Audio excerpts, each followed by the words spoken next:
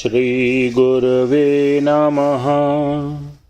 ओम शांति शांति शांति।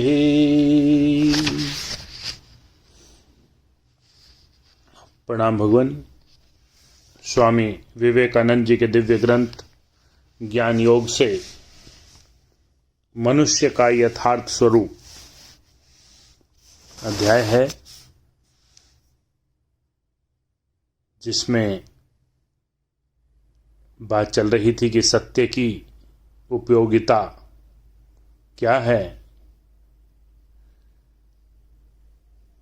उसी कड़ी में आज 11वां एपिसोड।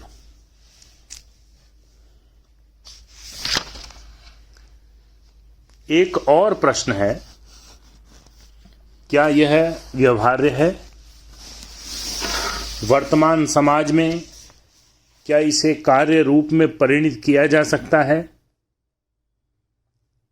इसका उत्तर यह है कि सत्य प्राचीन अथवा आधुनिक किसी समाज का सम्मान नहीं करता।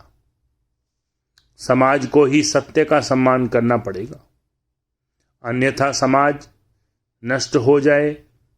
समाजों को सत्य के अनुरूप ढाला जाना चाहिए। सत्य को समाज के अनुसार अपने को ढालना नहीं पड़ता। यदि निस्वार्थता के समान महान सत्य समाज के कार्य रूप में परिणित न किया जा सकता हो, तो ऐसे समाज को छोड़कर वन में चले जाना ही बेहतर है।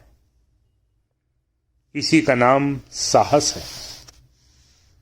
साहस दो प्रकार का होता है।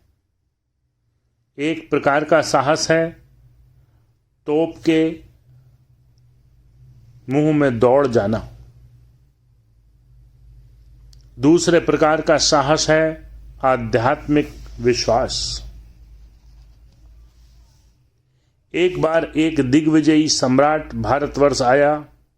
उसके गुरु ने उसे भारतीय साधुओं से साक्षात्कार करने का आदेश दिया था। बहुत खोज करने के बाद उसने देखा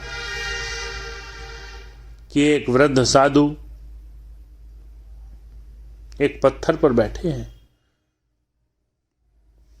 सम्राट ने उसके साथ कुछ देर बातचीत की और उसके ज्ञान से बड़ा प्रभावित हुआ। उसने साधु को अपने साथ देश ले जाने की इच्छा प्रकट की। साधु ने इसे स्वीकार नहीं किया और कहा, मैं इस वन में बड़े आनंद में हूं। सम्राट बोला, मैं समस्त पृथ्वी का सम्राट हूं। मैं आपको असीम ऐश्वर्य और उच्च पद मर्यादा दूंगा।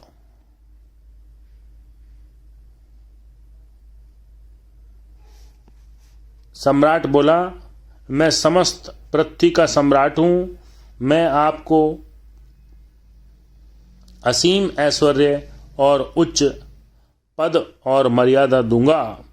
साधु बोले, ऐश्वर्य, पद, मर्यादा आदि किसी बात की मेरी इच्छा नहीं।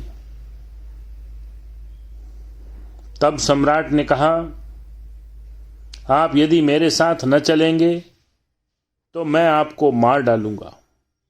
इस पर साधु बहुत हंसे और बोले, राजन, आज तुमने अपने जीवन में सबसे मूर्खतापूर्ण बात कही है। तुम्हारी क्या हस्ती कि मुझे मारो? सूर्य मुझे सुखा नहीं सकता, अग्नि मुझे जला नहीं सकती, तलवार मेरा संहार नहीं कर सकती, क्योंकि मैं तो जन्म रहित, अविनाशी, नित्य विद्यमान, सर्वव्यापी, सर्वशक्तिमान आत्मा हूं। यह आध्यात्मिक साहस है। और दूसरा है शेर या सिंह का साहस।